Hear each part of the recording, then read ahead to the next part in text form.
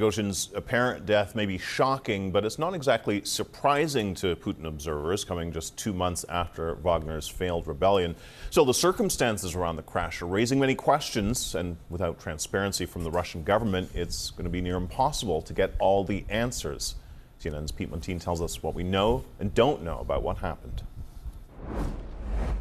The former managing director of the National Transportation Safety Board says planes like this do not come down without some sort of help, especially after seeing this video of this private jet tumbling through the air like a lawn dart.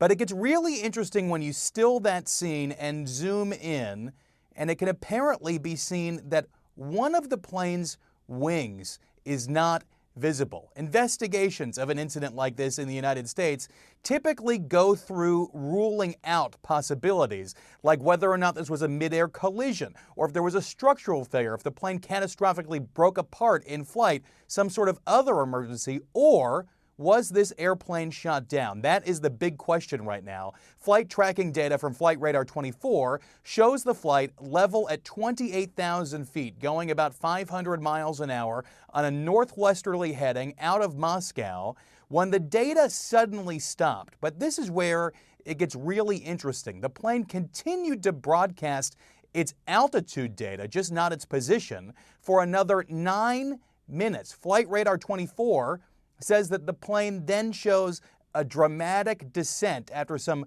erratic climbs and descents, with its descent rate at a blistering 8,000 feet per minute. Now the question is whether or not Russia will shut out international help. This plane, an Embraer Legacy 600, is made by Brazil. The avionics on board likely come from the United States. Will Russia add in some other help, or will it shut all that help out? Pete Montine, CNN, Washington.